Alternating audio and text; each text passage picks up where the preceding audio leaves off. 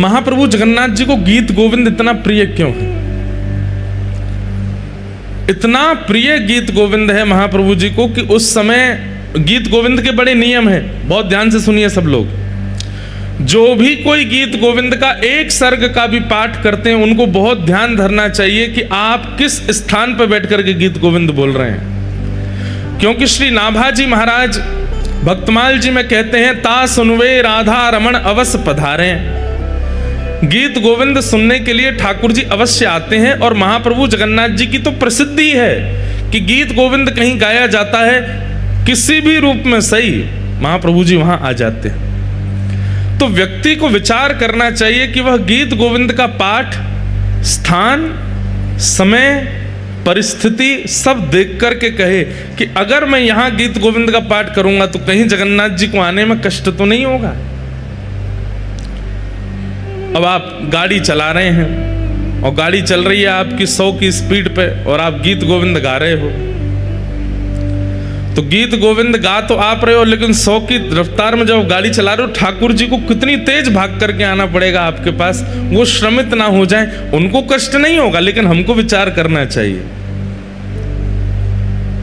आप किसी ऐसे स्थान पर बैठे हैं जहां पवित्री नहीं है, शुद्धता नहीं है, बिल्कुल गंदगी पड़ी हुई है और आपके गीत गोविंद चल रहे हैं, तो महाप्रभु जी को वहां आना पड़ेगा। उसका विचार कीजिए।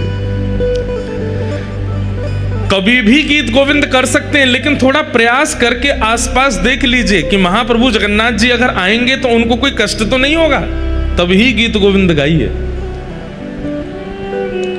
अगर आप गा देते हैं तो उसमें पाप कोई नहीं है, लेकिन एक प्रेमी का स्वभाव होता है कि वो अपने प्रियतम को कष्ट नहीं देना चाहता। महाप्रभु जगन्नाथ जी को कहीं कष्ट ना हो जाए, इसलिए चलते फिरते उठते बैठते खाते पीते हंसते सोते जागते समय करने में कोई अपराध नहीं, पर करना नहीं चाहिए, क्योंकि महाप्रभु जी को फिर श्रमित होना पड़ता है। इसलिए हमने नियम बताया कि गीत गोविंद जब भी करो पास में एक आसन लगाओ, शुद्ध आसन जिस पर कोई विराजा ना हो। उस शुद्ध आसन पर सुंदर इत्र लगाओ, इत्र लगा करके महाप्रभु जगन्नाथ जी का आवाहन करो, उसके बाद गाओ।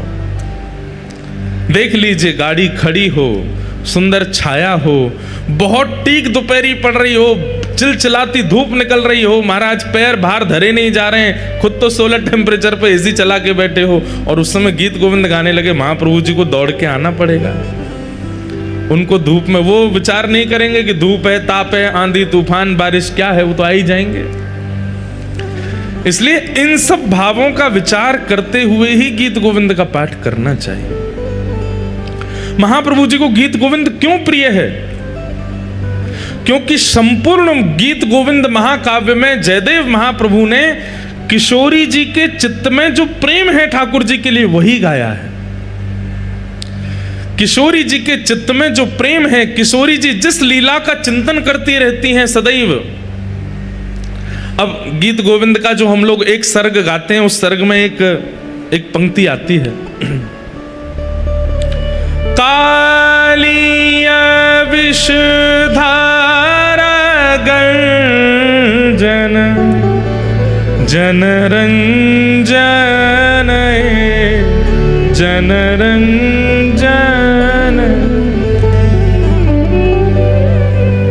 अब यहां पर क्या भाव है कि जब कालिया नाग के फण पर ठाकुर जी नृत्य कर रहे हैं, उस समय जन का रंजन हो रहा है, सब लोगों को सुख मिल रहा है। बहुत ध्यान से सुनिएगा, गीत गोविंद की एक एक पंक्ति उसमें एक लीला छुपी है।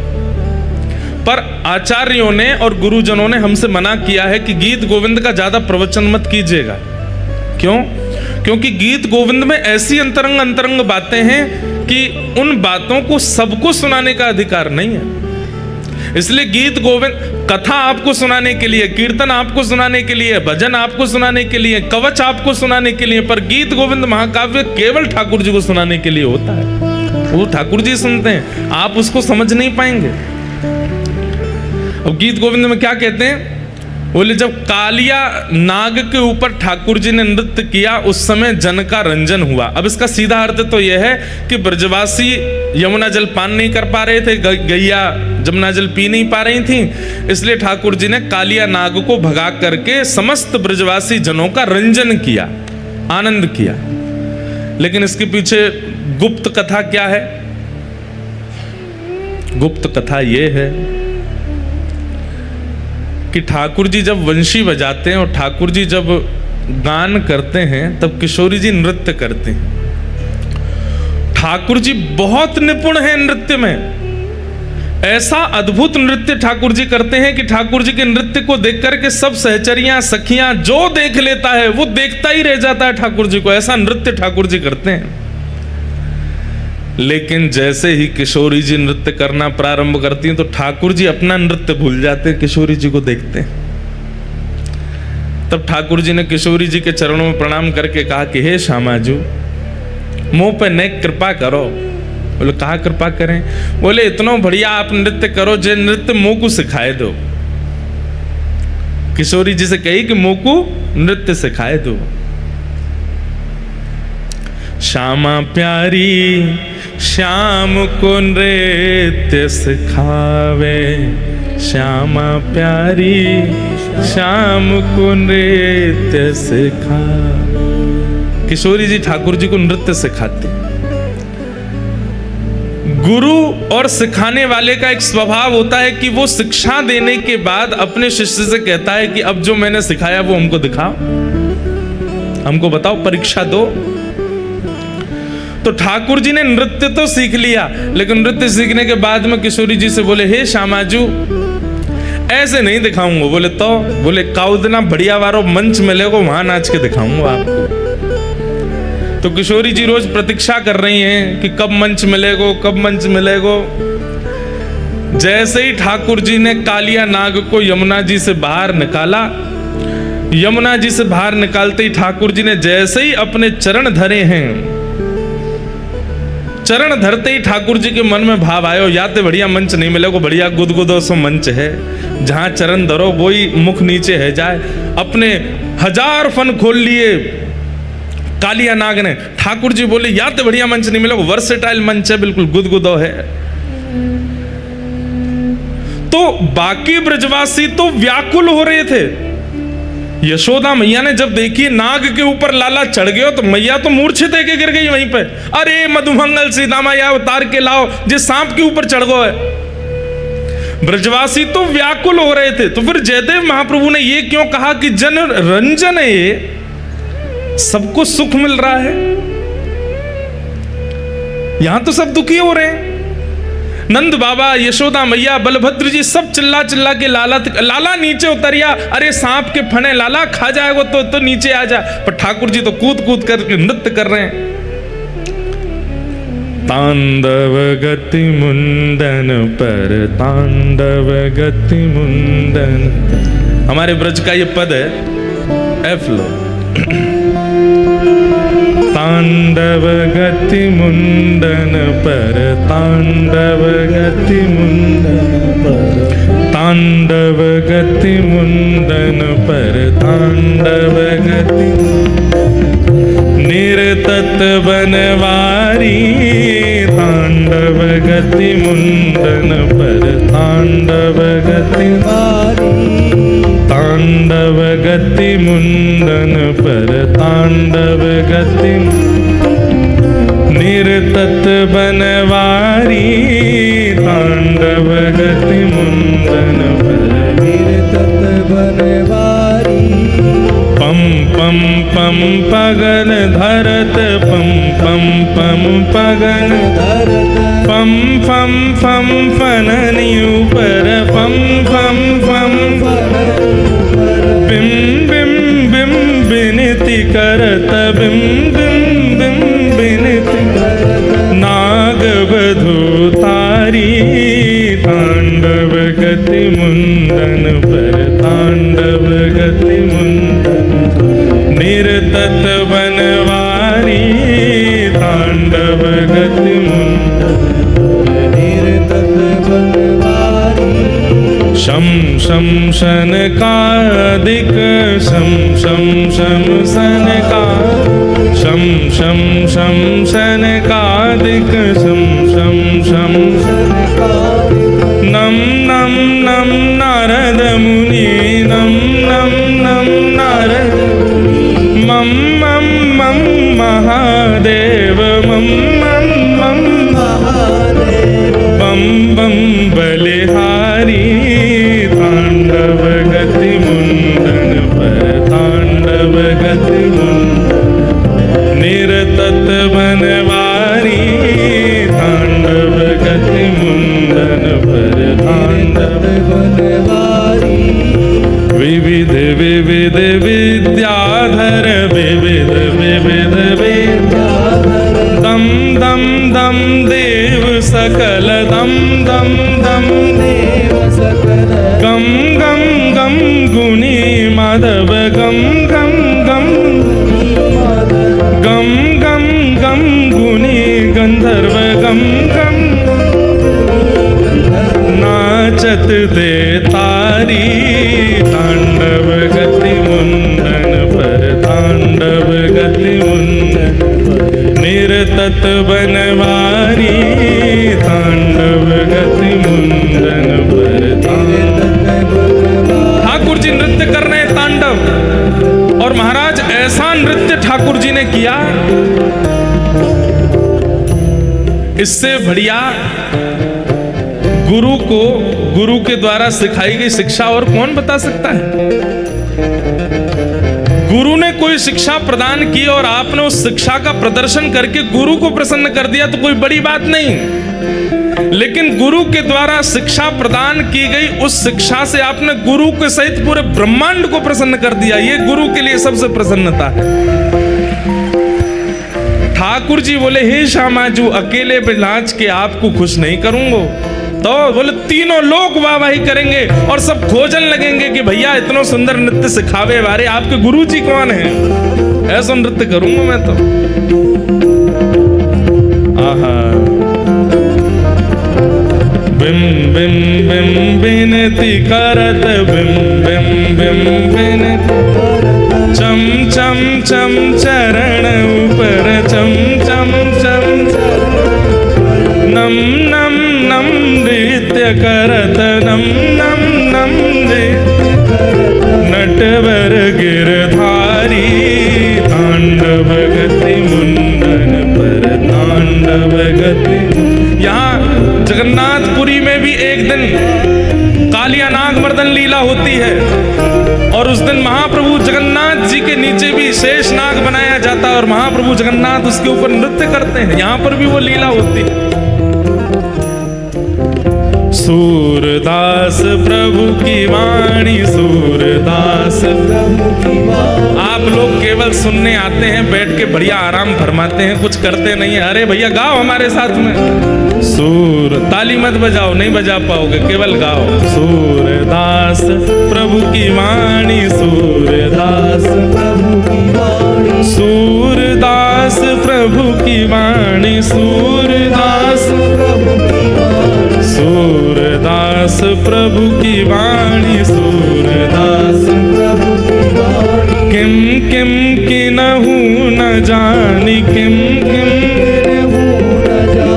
चम चम चम चरण परत चम चम चम चरण निर्भय कियो काली तांडव गति मुंडन पर तांडव गति निरतत बनवारी तांडव गति मुंडन पर तांडव गति निरतत गिरधारी तांडव गति मुंडन पर तांडव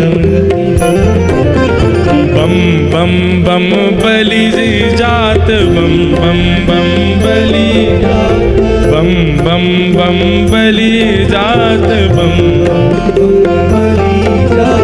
रम रम रम राधा प्यारी रम रम रम राधा प्यारी रम रम रम राधा प्यारी रम रम राधा प्यारी मम मम मम मधुर स्वर मम मम मम मधुर स्वर मम मम मम मधुर स्वर मम मम मधुर स्वर गावत पिय प्यारी तांडव गति मुंडन पर तांडव गति मुंडन निरतत बनवारी तांडव गति मुंडन पर तांडव गति मुंडन तांडव गति मुंडन पर तांडव गति मुंडन निरतत गिरधारी तांडव गति तांडव गति मुंडन पर। बोलो कालिया मर्दन भगवान की आहा।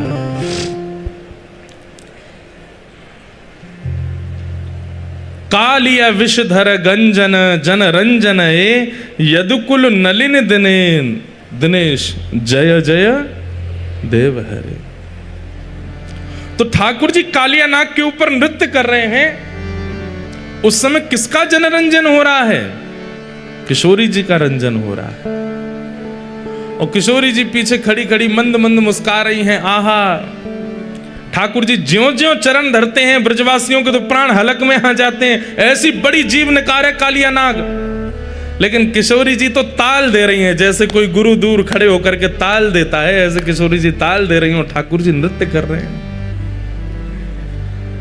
भगवान की इन अंतरंग लीलाओं को, इन रसमयी लीलाओं को प्रकट किया है श्री जयदेव महाप्रभु ने गीत गोविंद महाकाव्य में।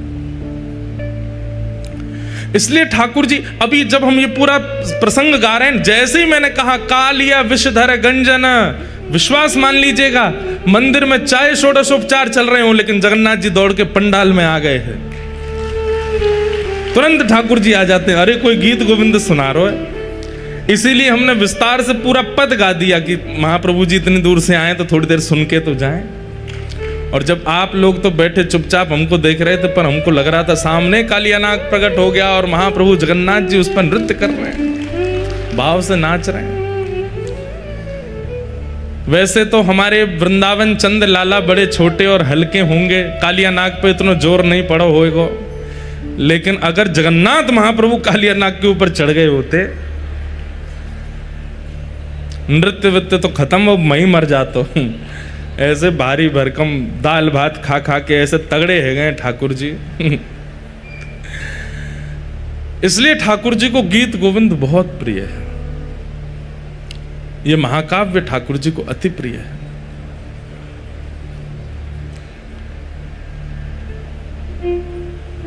ऐसे महाप्रभु जगन्नाथ जी ये राधा कृष्ण मिलत तनु हैं। आपको पता है महाप्रभु जगन्नाथ जी ऐसी माला नहीं पहनते। ऐसी माला मतलब जिन मालाओं में गांठ लगी हो, जो ऐसे गोल हो, पूरी जोड़ हो, एक ही हो, ऐसी माला महाप्रभु जगन्नाथ जी नहीं पहनते। कैसी पहनते हैं?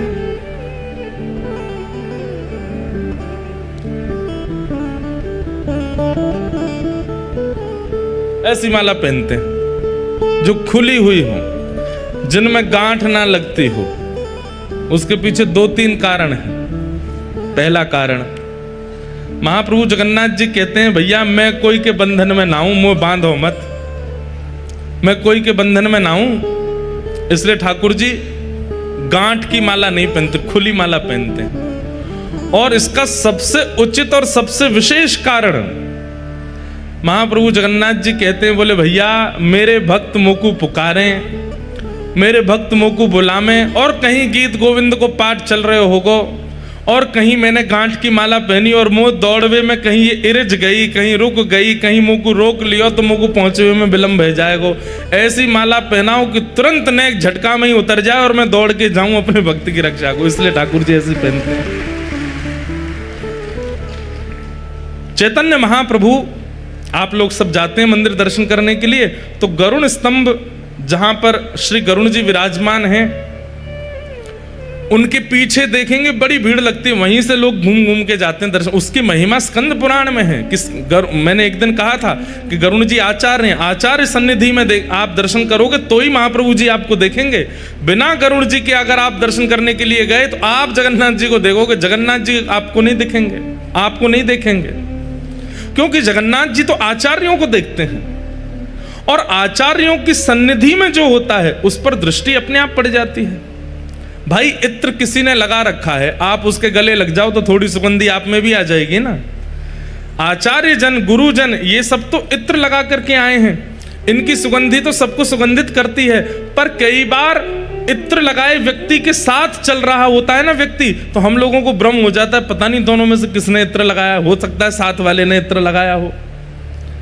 तो भक्ति की महक तो आ रही आचार्यों से, पर आचार्य की उंगली पकड़ के जब हम चलते हैं तो ठाकुर जी को भ्रांति हो जाती है कि महक आचार्य में तैयार रही है कि संगवारी में तैयार रही है, और इस कारण से आचार्य चरण की वजह से हम पर दृष्टि पड़ जाती है महाप्रभु जी की। गरुण जी आचार्य हैं, उनके पीछे जाकर के जब आप महाप्रभु जी को देखो, भले ही महाप्रभु जी का एक कोना दिखे, एक नेत्र ही दिखे, आप भीतर जाके सर्वांगण जगन्नाथ जी का दर्शन कर लोगे, उसका इतना महत्व नहीं है जितना गरुण जी के पास खड़े होकर के एक छोड़ को देखने का महत्व है। एक अंग ही दिख जाए महाप्रभु जी, तो वहां गरुण स्तंभ श्री चैतन्य महाप्रभु अपने जीवन काल में 2 बार भीतर गए हैं बस। बहुत ध्यान से सुनिएगा, श्री चैतन्य महाप्रभु अपने संपूर्ण जीवन काल में 2 बार जगन्नाथ भगवान के समीप गए हैं। एक बार जब पहली बार आए थे, जब पहली बार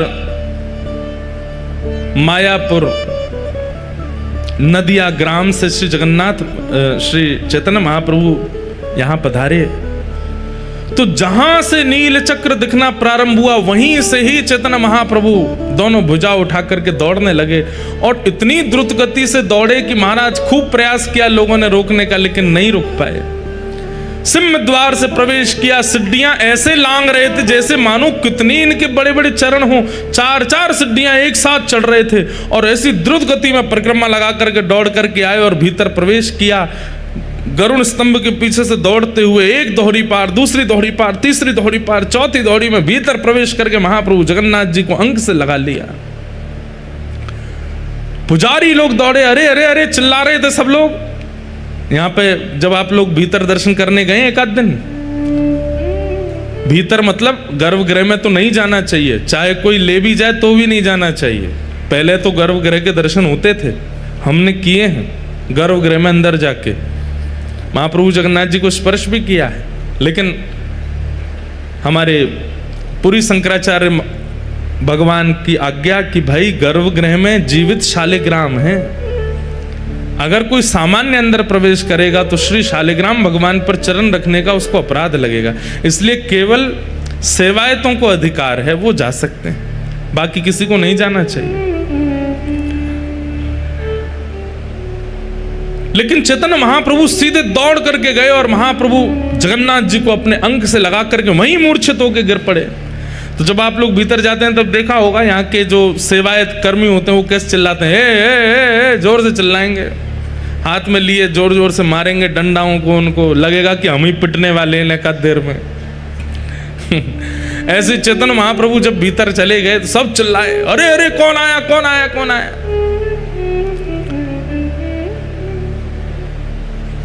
सब लोगों ने देखा तो भावावेश में पड़े हैं, नेत्रों से अश्रु नहीं सर्वांगण अंग से अश्रुपात हो रहे थे। सब लोग उनको उठाने लगे, तभी वहां पर सार्वभौम भट्टाचार्य जी खड़े थे। उन्होंने कहा रुको रुको रुको, स्पर्श मत करो, देख नहीं रहे हो प्रेम के अष्ट लक्षण इनके अंग में से प्रकट हो रहे हैं, शरीर कांप रहा है, आंखों से अश्रुपात हो रहे हैं, इनकी आत्मा इनमें है पर इनका ध्यान यहाँ नहीं है, इनके नेत्र ऊपर की ओर चढ़ गए हैं, ये प्रेम की अवस्था में पहुंच गए, आप इनको कैसे उठा सकते हैं। तब महाप्रभु भीतर गए। उसके बाद फिर सार्वभौम भट्टाचार्य जी अपने घर ले गए, सब उनके सेवकगण आ गए। उसके बाद महाप्रभु जी ने सदा गरुण स्तंभ के पीछे से ही दर्शन किया। आज भी वहां 3 उंगली दीवार पर बनी हुई है महाप्रभु जी की।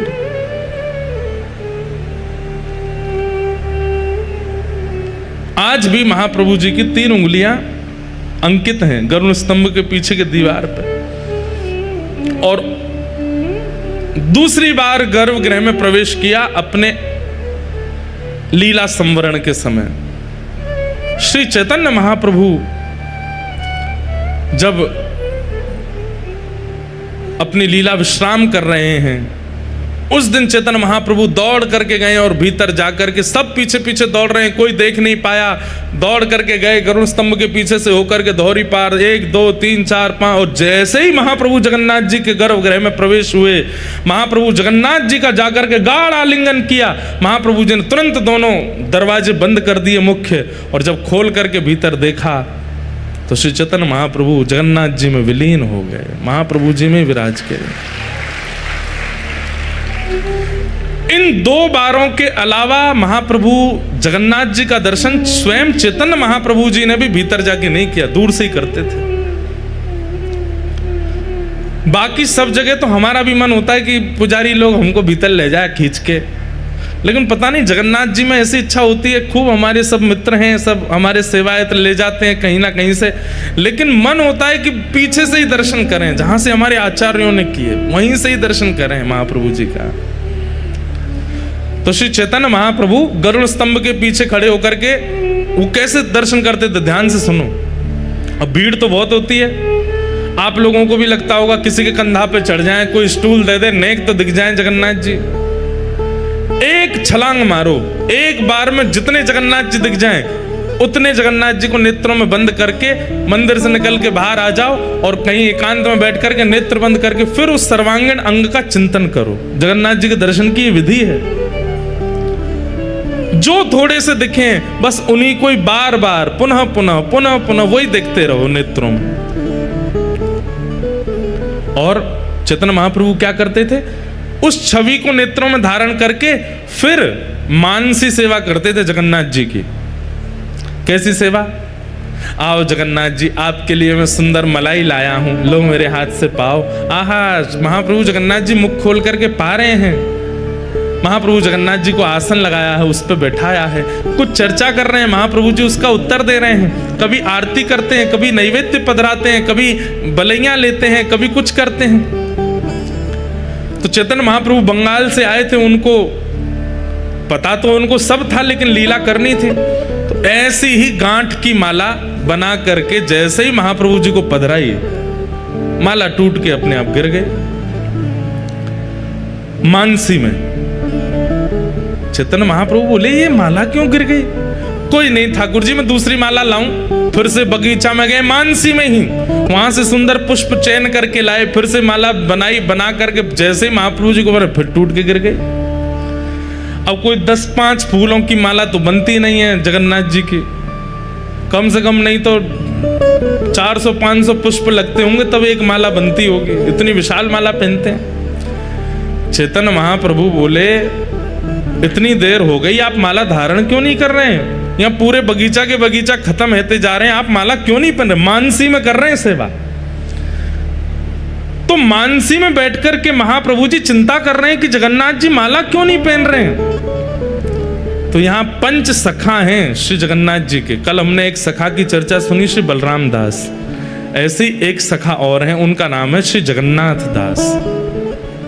तो वो जगन्नाथ दास जी बाहर घूमते घूमते आए और चैतन्य महाप्रभु के बगल में बैठ करके बोले, आपकी मालाएं बार बार इसलिए टूट रही हैं क्योंकि आप गांठ बांध रहे हो, गांठ खोल करके पहना दीजिए, जगन्नाथ जी धारण कर लेंगे।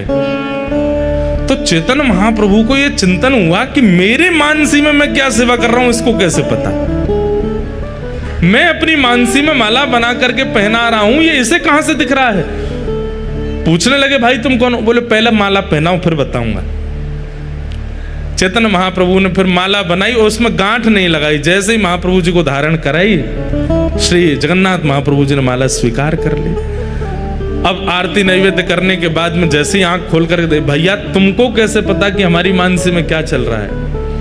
बोले, क्योंकि मैं भी यहाँ मानसी में दर्शन करता हूँ जगन्नाथ जी के।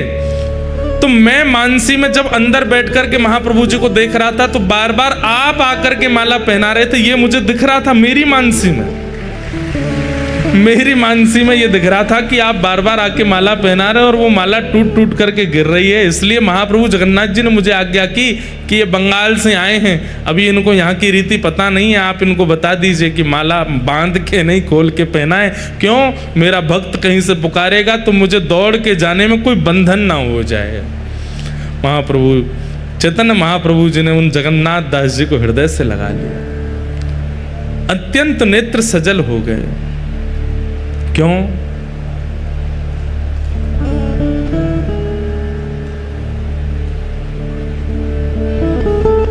जो हरि को प्रिय है वो हमें अतिशय प्रिय हो जाए तो हरि के भी हम प्रिय हो जाते हैं। समझ में आई बात?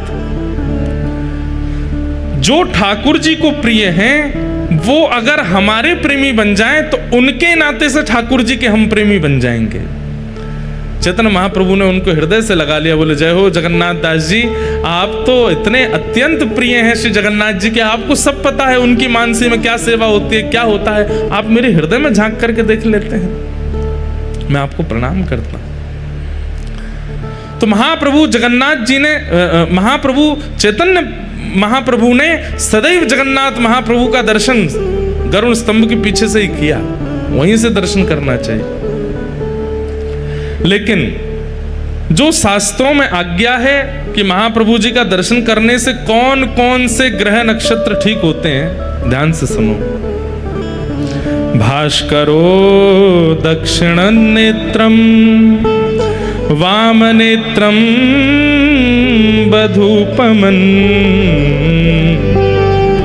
मंगलनाशिका क्षेत्रम बुद्ध अधर मेव च बृहस्पति तिलकम च स्वर्णमंडितम शुक्र चतुष्कृण पुत्र शनि सर्वांगवेस्तार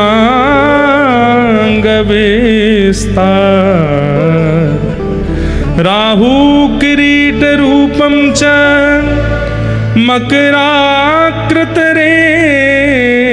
च कस्तुष्व भुजंगाकारं कुंडली नागरूपक एवं च नव समाहार ग्रहरूपी दनार्दनम। दाएं आंख में सूर्य का निवास है। श्री जगन्नाथ महाप्रभु की दायना नेत्र जब आप देखते हैं तो आप साक्षात सूर्य का दर्शन कर रहे हैं। बाएं नेत्र में चंद्रमा का निवास है, ये दोनों सूर्य चंद्र हैं। जगन्नाथ महाप्रभु की जो नासिका है ये मंगल ग्रह है।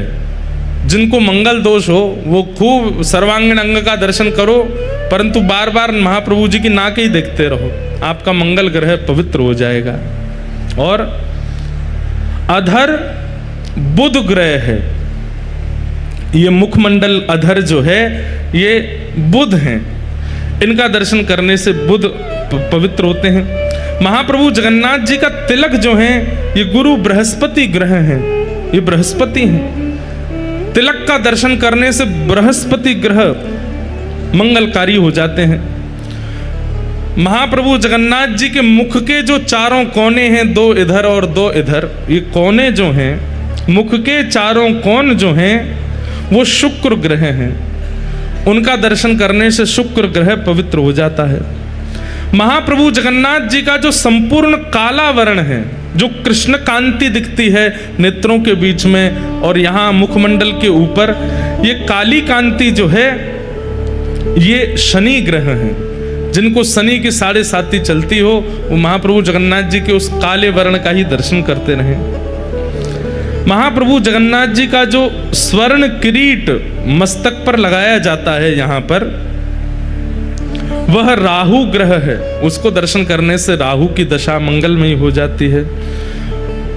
मुख के नीचे का संपूर्ण जो श्री विग्रह जिन्हें किशोरी जी का रूप माना जाता है, उनका दर्शन करने से क्रेतु ग्रह पवित्र होते हैं। ऐसे महाप्रभु जगन्नाथ जी के सर्वांगीण अंग का यदि कोई व्यक्ति नित्य दर्शन करता है, उसके कोई भी ग्रह हानिकारक नहीं होंगे, सब मंगल कारक हो जाएंगे। ऐसे महाप्रभु जगन्नाथ जी का स्वरूप है। इसलिए आप दुनिया के किसी भी कोने में रहिए, महाप्रभु जगन्नाथ जी का नित्य दर्शन किया कीजिए, और इसी भाव से करो। पहले दोनों नेत्रों का दर्शन करो, फिर अधर का दर्शन करो, फिर ठाकुर जी के चारों कोने का दर्शन करो, फिर काली माँ का दर्शन करो, नासिका का दर्शन करो, सर्वांगण अंग में यहाँ पर जो स्वर्ण किरीट उसका दर्शन करो, तिलक का दर्शन करो, फिर नीचे के अंग का दर्शन करो। सर्वांगण जगन्नाथ जी को देख करके नमस्कार करके अपने कार्य में प्रस्तुत हो जाओ। आपके सारे ग्रह प्रतिकूल क्यों होते हैं? क्योंकि ग्रह को जो अनुकूलता आपसे चाहिए वो उन्हें मिल नहीं रही है।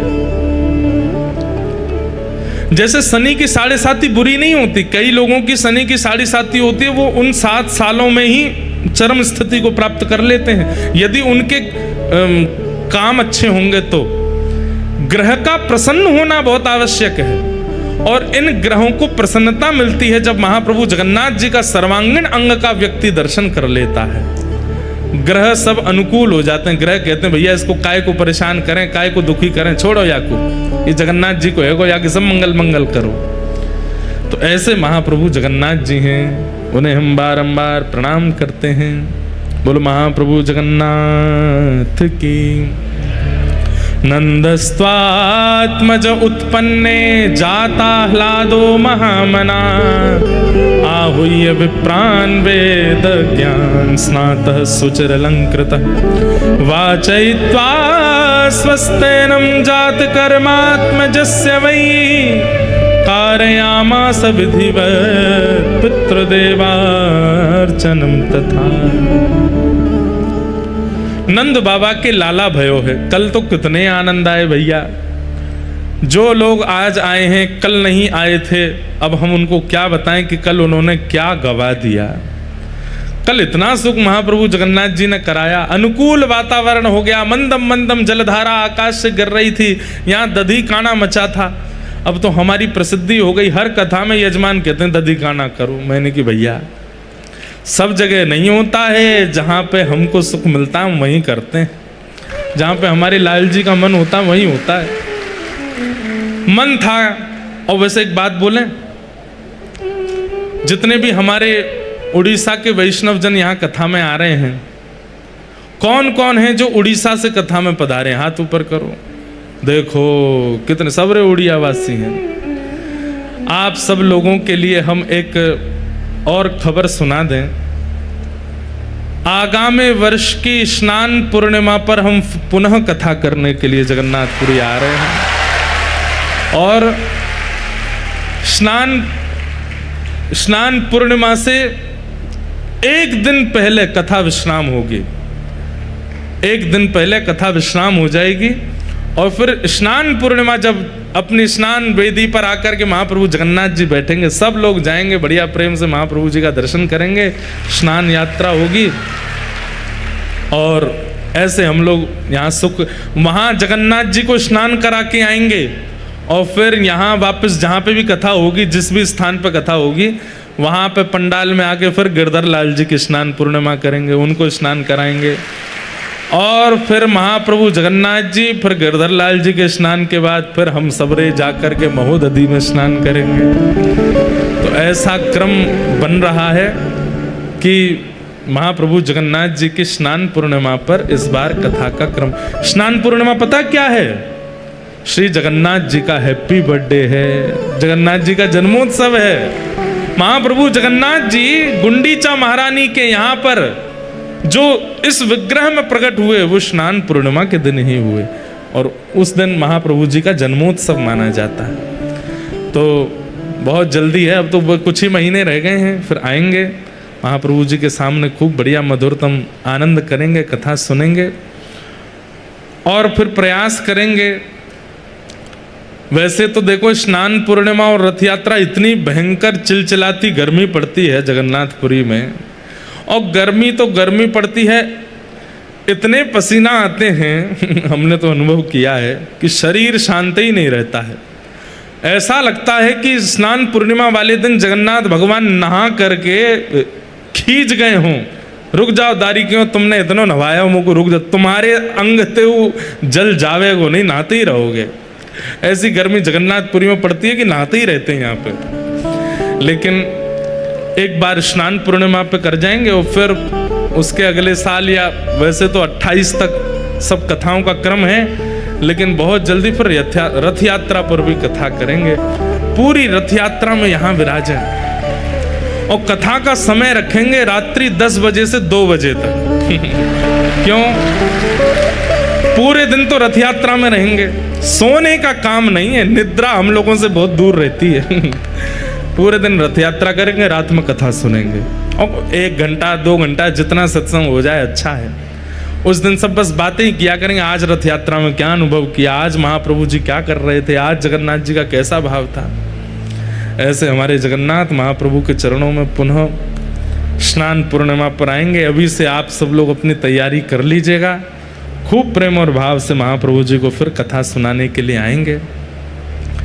नंद बाबा के लाला भयो, सब ब्रजवासी आनंद में भर गए और आनंद में भर करके नंद रानी यशोदा को बधाई दे रहे हैं, मैया यह धन धर्म ही ते पायो, नीके राख यशोदा मैया नारायण घर आयो। अरे मैया तेरे घर साक्षात नारायण आए हैं, या तू नीके राख, नीके मतलब संभाल के रख मैया। ठाकुर जी जैसे ही 6 दिना के भय पूतना आई, भगवान ने पूतना के पयोधर का पान करके पूतना का मर्दन कर दिया। बंधुओं अभी खरगोन में कथा चल रही थी, इतना सुंदर भाव आया। हमारे पूज्य नाना जी बताते कि पूतना मर्दन से सब लोगों के चित्त में एक भावना तो आ गई कि बताओ जन्म लेती 6 दिना में राक्षसी आ गई, पर वास्तविकता में पूतना माध्यम बनाई थी ठाकुर जी ने। क्यों? अब सुनो, लाला प्रकट भये और इतने सुंदर हैं, इतने सुंदर हैं, ऐसा लगता है कि कोई कपड़ा में लपेट करके नीलमणि लेकर के यशोदा मैया घूम रही है। नीली नीली कांति प्रकट होती है ठाकुर जी में से। कहां तक कहें, नंद बाबा को भी हाथ पांव जोड़ने पड़ते हैं। यशोदा मैया तब नेक मुख दिखावें, छुपा के रखती है, मैं लाला को नहीं दिखाऊंगी। सब ब्रजवासी बाहर चिल्ला रहे हैं, रो रहे हैं, मैया हमको दर्शन करा दे, लाला एक बार तो दिखाई दे कैसो है। तो मैया अटारी पे गई और अटारी पे जैसे ही लाला को लेकर के आई, महाराज ब्रजवासी बावड़े है गए, बोले मैया जल्दी वस्त्र हटाए दे, लाला को ऐसे करके दिखाए दे। तब मैया ने नेक वस्त्र हटा के केवल ठाकुर जी के चरण दिखाए, मुख तब भी नहीं दिखाया। चरण देख करके जैसे ही छिपा करके मैया भीतर ले गई, ब्रजवासियों को तो ऐसा लगा अत्यंत प्यास में केवल 4 बूंद पानी पिलाए करके पानी हमसे छीन लियो। अब तो और व्याकुल हो गए। ब्रजवासी गा भी रहे, नाच भी रहे और रो भी रहे। क्यों? मैया दर्शन नहीं करा रही लाला को। क्यों? यशोदा मैया कह रही है इतनो प्यारो, इतनो सुंदर, इतनो मधुर है मेरो लाला, मैं कोई को नहीं दिखाऊंगी, नजर लग जाएगी मेरे लाला को। लेकिन फिर भी हर जगह वीवीआईपी लोग होते ही हैं, वो कहीं ना कहीं से जैक लगा करके भीतर पहुंचे ही जाते हैं। नंद बाबा के उस काल में भी कुछ लोग चले गए भीतर, और कुछ लोग नहीं, बहुत लोग चले गए जो लाला का दर्शन कर आए। अब लाला का दर्शन करके बाहर आने वाले लोग, अब जिनको दर्शन नहीं हुआ वो उनको चिढ़ावे, अरे नेत्र तो लाला के ऐसे हैं, कान तो ऐसे हैं, नासिका तो ऐसी है, होठ तो ऐसे हैं, लाला की उंगलियां तो ऐसी हैं, पाम तो ऐसे हैं। तो जिनने दर्शन नहीं किए बेचारे और रो में, और सब रो रो करके यशोदा मैया कह रहे मैया हमें दर्शन कराए थे। चलो गोपी ग्वालों को तो कभी ना कभी ठाकुर जी दिखे ही जाएंगे। नंद बाबा ने एक व्यवस्था कर दी, भाई धीरे धीरे भीतर जाते जाओ, लाला के दर्शन करते जाओ। सबको दर्शन का सुख भी मिल गया, लेकिन उस समय व्याकुल हो गई कौन? नंद भवन की गैया। गौशाला में बैठी भाई गैया सब रुदन करने लगी, बोले ये मानव कितने निष्ठुर हैं, सबरे भीतर जाए जाए करके लाला को दर्शन कर रही हो। हम गैया हमारे सामने भूसा रखो, रोज सानी कर जामे, गैया बस भूसो खाती रहो, दूध देती रहो। अरे हम दर्शन करने लाला के, हम कैसे जामे? तो कहते हैं चौथे दिन में तो ब्रजवासियों को दर्शन लाभ मिल गया, तो 5वें दिन गैया रम्माने लगी। गैया रम्मा रम्मा करके गोपाल जी से कहने लगी, लाला हमें दर्शन दो, हमें दर्शन दो, हमें दर्शन दो। ठाकुर जी बोले, अरे मेरी प्यारी गैया इतनी व्याकुल है रही है, इनको मैं दर्शन कैसे दूं? तभी ठाकुर जी को पता चली पूतना आ रही है। भगवान बोले, आ जा, यही को माध्यम बनाऊंगा। और 6वें दिन जैसे ही पूतना आई, सुंदरी बनकर के आई, भगवान को पयोधर पान कराने लगी, तो ठाकुर जी ने प्राणी समम रोष समन्वितो पिबत, जैसे ही पूतना के प्राण पीने शुरू किए, तो राक्षसों का एक स्वभाव होता है, वो कितना भी रूप बदलें, प्राण पीते ही वो अपने आकार और अपने स्वरूप में प्रकट हो जाते हैं। भगवान ने जैसे ही प्राण धीरे धीरे पीने शुरू किए, पूतना की सुंदरता चलती चली गई, उसका कद बढ़ता चला गया, इतना कद बढ़ गया कि नंद भवन में आ नहीं पा रही थी। तभी वो बाहर निकलने का मार्ग ढूंढने लगी, तभी पीछे के मार्ग से बाहर निकली, विशाल विकराल रूप धारण कर लिया पूतना ने। और जैसे ही विशाल पूतना बनी है, पयोधर पर ठाकुर जी लटके हैं, तो दूर दूर तक जितने लोगों ने ठाकुर जी का दर्शन नहीं किया था और गौशाला में बैठी गैयाओं ने दर्शन नहीं किया, सबने नेत्र उठा करके देखा और गोपाल जी के सबको दर्शन हो गए थे, सबको दर्शन हो गए। ठाकुर जी की प्रत्येक लीला में एक रहस्य छिपा है। पूतना मारना विशेष नहीं था। ठाकुर जी बोले, ऊंची सिड्डी चाहिए मुझको, कहां जाऊं? कोई ऊंची मंजिल वाली इमारत चाहिए जहां मैं सबन को दिख जाऊं। तो बोले, लग जाए, यही को बनाऊं। तो उसके प्राण पी करके इतनी विशाल कर दी पूतना कि ठाकुर जी उसके पयोधर पर लेटे भये हैं, और वहीं से गैया दर्शन कर रही है, नेत्रों से अश्रुपात कर रहे हैं। जितनों को ठाकुर जी के दर्शन नहीं हुए, सब ने ठाकुर जी देख लिए उस दिन। पूतना मरी। मरने के बाद जब सब ब्रजवासी गए, तो लाला को लेकर के सब ब्रजवासी इनके मन में आई कि लाला को नजर तो नहीं लग गई होगी। अरे मैया, तुम्हारे लाला को नजर लग गई होगी। बोले, कहाँ करें? कोई वैद्य के पास चलें, कोई ओझा के पास चलें। बोले, वैद्य ओझा के पास कहाँ जानो, हमारे ब्रजमंडल की सबसे बड़ी वैद्य तो गैया है, गैया के पास चलो। और गौशाला में उस दिन पहली बार श्री गोपाल जी का प्रवेश हुआ है। इसलिए ठाकुर जी का छठी उत्सव जो लोग मनाते हैं, उनसे हमारी प्रार्थना, घर में मत मनाओ, मंदिर में मत मनाओ, आंगन में मत मनाओ, गैया के गौशाला में जाके मनाओ, क्योंकि ठाकुर जी की छठी उत्सव गौशाला में मनी है। ठाकुर जी ने छठे दिन पहली बार गौशाला में प्रवेश किया। नंद भवन से और कहीं नहीं गए, गौशाला में गए। और वहां जाकर के क्या हुआ, तो वर्णन करते हैं, गौमूत्रेण स्नापित्वा पुनर्गौरज सार्वकम। गौमूत्र से ठाकुर जी को स्नान कराया गया। मतलब ठाकुर जी क्षमा प्रार्थी हैं, गैयाओं से कह रहे हैं, अरे गैया, जे सबरे ब्रजवासी मेरो दर्शन कर ले गए, सबरे मानव मेरो दर्शन कर ले गए, पर मेरी वास्तविक मैया ने मेरो दर्शन नहीं कियो। मैं तुमको दर्शन देवे आया हूं।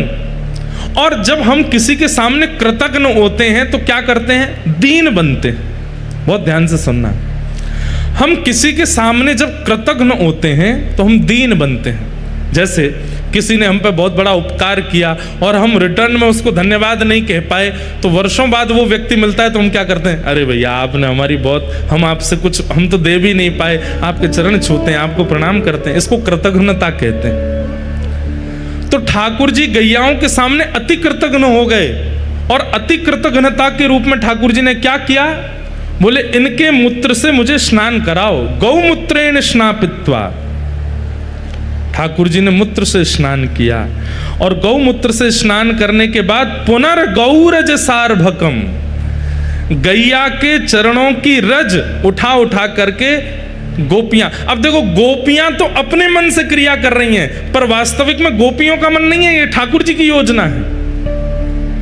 गोपियां कह रही मैया गौमूत्र से स्नान है, अब लाला को नजर नहीं लगेगी। तब दूसरी गोपी बोली, अरे ना मैया, मेरा तो मन ऐसा कहवे, लाला की प्रत्येक उंगली, प्रत्येक अंग में गैया की रज और लगाओ, जितनी अलाए बलाएं नजर होंगी सब चली जाएंगी।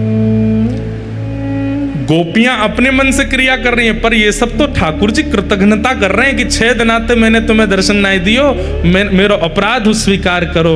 तो ठाकुर जी ने गौमूत्र से स्नान किया और गौरज उठा करके माथे से, अंग से, हस्त कमल से, नाभि से, चरणों से, सब जगह ठाकुर जी लगा रहे हैं। उस समय 9 लाख गायों के नेत्रों से अश्रु प्रवाह हो गया। कितने प्यारे हैं ठाकुर जी, सबका विचार करते हैं। अरे आप कहेंगे ये तो फिर भी चैतन्य है, ठाकुर जी जड़ पर भी कृपा करते हैं। आगे आप कथा सुनेंगे, ऊखल में बांध दिया जब यशोदा मैया ने, 2 वृक्ष खड़े थे, नलकूवर और मणिग्रीव। बंधुओं एक बात बोलें, अधिकतर तीर्थों में, धामों में जितने भी वृक्ष हैं वो सामान्य वृक्ष नहीं है।